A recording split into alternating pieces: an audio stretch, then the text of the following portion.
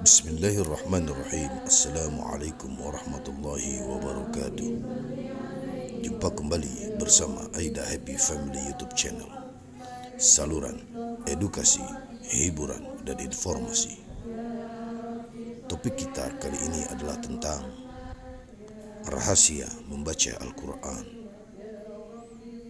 Semoga topik kali ini membawa manfaat untuk kita semua.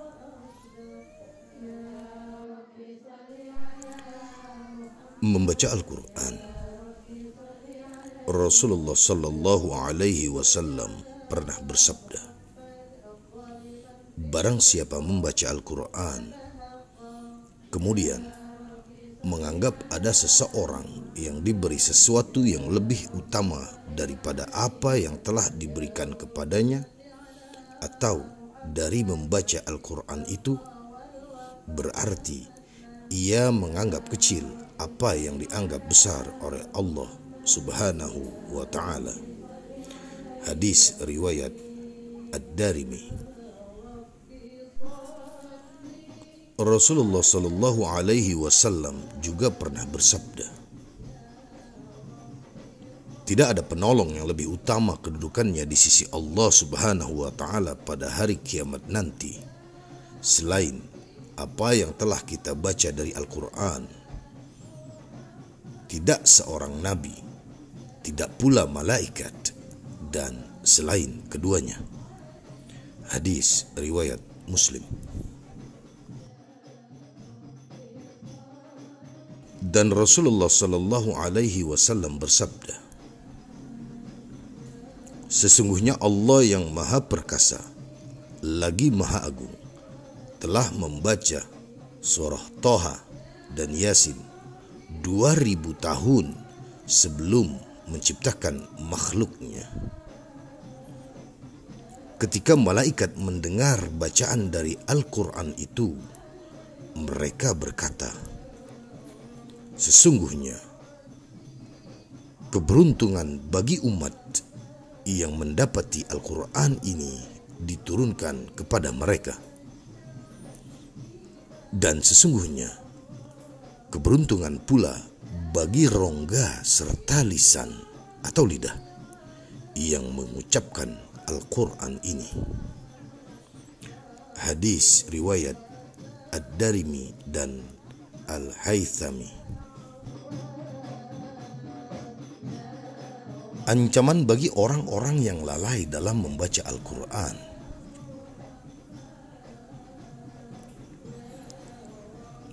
Anas bin Malik radhiyallahu anhu pernah berkata,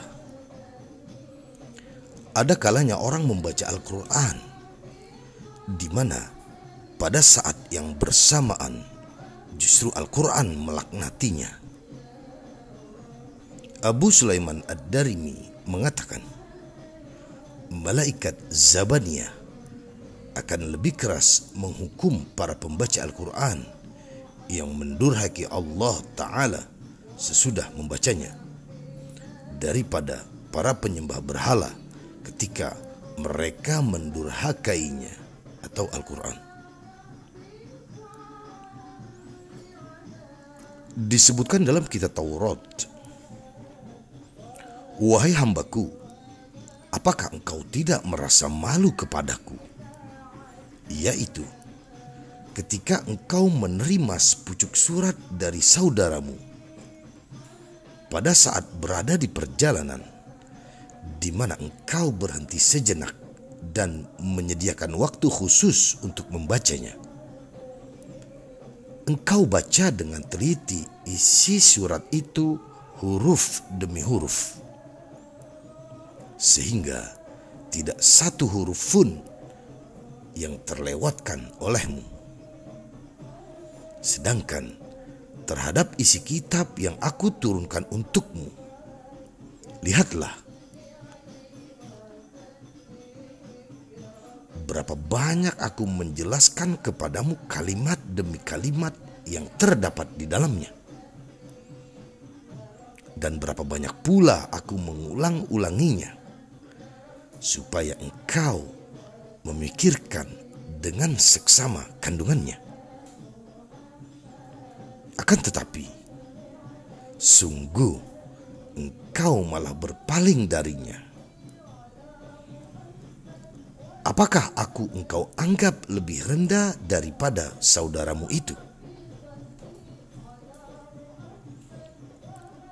Wahai hambaku, pada saat saudaramu menceritakan sebuah kisah kepadamu, lalu engkau memperhatikan dengan penuh semangat, dan engkau juga tekun mendengarkan ceritanya beserta segenap hatimu.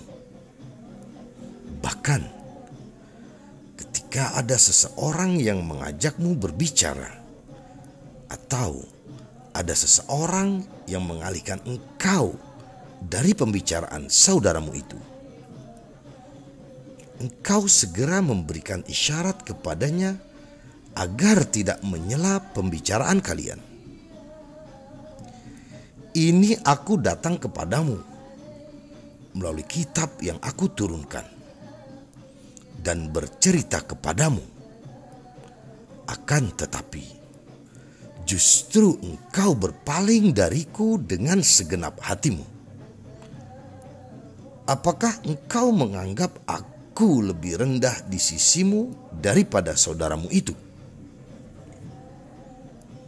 Maha tinggi Allah dengan setinggi-tingginya derajat dari anggapan semacam itu. Adab membaca Al-Quran. Sebaiknya ketika seseorang membaca Al-Quran, ia berada dalam kondisi memiliki wudhu atau bersuci, serta bersikap santun pada saat membacanya, baik dalam posisi berdiri maupun duduk. Dan yang lebih utama untuk diperhatikan adabnya ialah ketika membaca Al-Quran sambil berdiri, yakni pada waktu menegakkan sholat.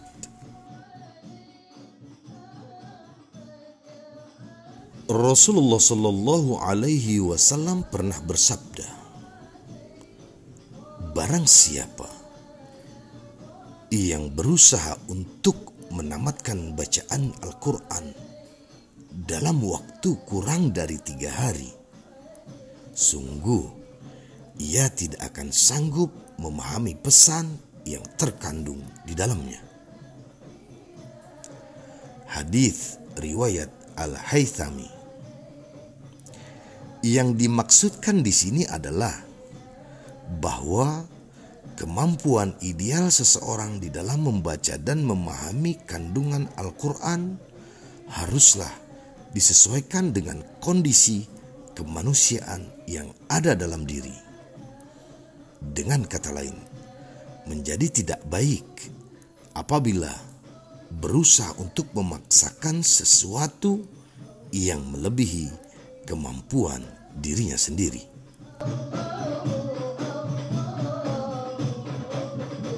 Para ulama tidak menganjurkan atau menganggap makruh menamatkan Al-Quran dalam setiap malam. Barangkali waktu yang mendekati ideal ialah setiap pekan. Di samping itu, dianjurkan membaca Al-Quran dengan tartil. Tartil adalah dibaca secara berurutan dan memahami dengan detail bacaan beserta makna yang terkandung di dalamnya. Sebagaimana Nabi Muhammad Shallallahu Alaihi Wasallam pernah bersabda, sesungguhnya bagian dari tujuan diturunkannya Al-Quran ini adalah untuk membalut kesedihan hamba.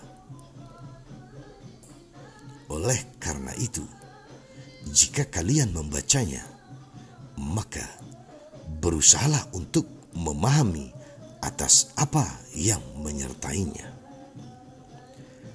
Hadis riwayat Al-Munziri. Bisa dilihat lebih lanjut di dalam kitab Sahih At-Targhib wa Tarhib karya Al-Munziri juz 2 halaman 364.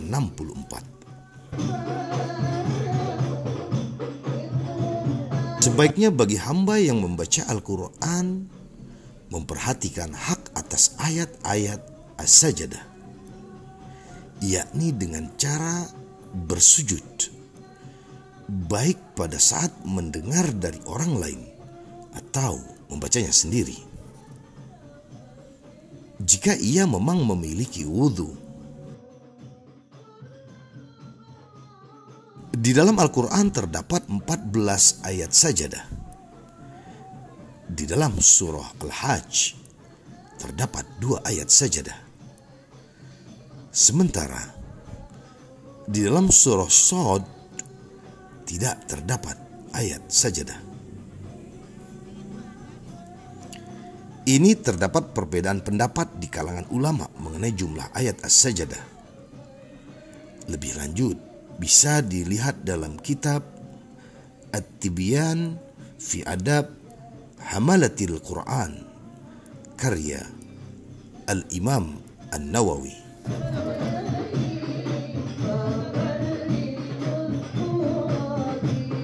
Hadirkan hati ketika membaca Al-Quran.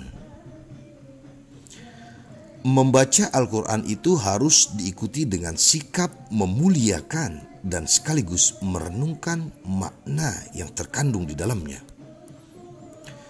Karena Allah Ta'ala telah berlaku lembut dan bijak terhadap makhluknya ketika Al-Quran itu diturunkan dari arsy kebesarannya untuk dipahami oleh hamba. Sehingga makna firman yang merupakan sifat dari zatnya itu sampai kepada pemahaman hamba. Bukankah sifat dimaksud terlalu agung bagi hamba dari sekedar kumpulan huruf dan suara atau bacaannya? Seandainya kandungan keindahan firman Allah ini tidak terbalut di balik huruf-huruf yang ada, maka tentu arsy dan jagat raya akan bergetar dahsyat demi mendengar firman-Nya. Dan bahkan apa yang berada di sekitarnya akan berjatuhan oleh keagungan kekuasaan Allah Subhanahu wa Ta'ala serta kebesaran cahayanya. Seandainya Allah Ta'ala tidak menguatkan Nabi Musa alaihissalam, niscaya beliau tidak akan sanggup mendengar kalam Allah yang Dia sampaikan kepada beliau. Sebagaimana yang dialami oleh gunung-gunung yang juga tidak sanggup menahan munculnya cahaya Allah Subhanahu wa Ta'ala sehingga hancur berkeping-keping. Pada saat hamba membaca Al-Quran, harus berusaha untuk mengagungkan Allah di dalam hatinya, seakan-akan Allah Ta'ala sedang berbicara kepadanya melalui kalamnya itu. Nabi SAW pernah bersabda, sesungguhnya di dalam Al-Quran itu terkandung makna ayat yang zahir, batin, kejadian pada saat diturunkan, dan kisah-kisah terdahulu. Hadis riwayat Abu Daud. Bisa dilihat lebih lanjut mengenai penjelasan seputar hadis ini oleh Al-Hafiz Al-Iraqi di dalam kitab beliau yang berjudul Al-Bughni Hamli Al-Ashfar juz 1 halaman 99. Adapun kata haddan dan matla'an bisa juga diartikan dengan memiliki makna yang pendek dan panjang.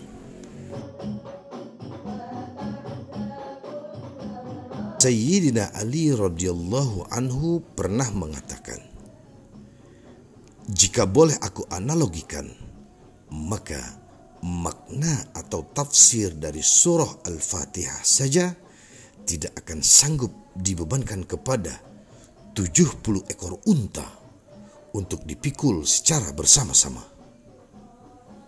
Di sini tampak jelas betapa rahasia yang terkandung di dalam Al-Quran itu tidak akan pernah habis untuk digali, dan keajaiban pengaruhnya tidak terhitung jumlahnya.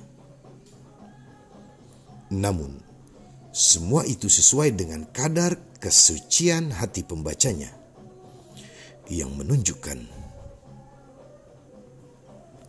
bahwa tafsir dimaksud bukan hanya yang didengar dan yang dinukil seperti pada saat proses diturunkannya wahyu semata, sebagaimana doa yang pernah dipanjatkan oleh Nabi Shallallahu Alaihi Wasallam untuk Ibnu Abbas radhiyallahu anhu. Ya Allah, berilah ia Ibnu Abbas pengetahuan yang mendalam tentang agama, dan ajarilah ia tentang takwil.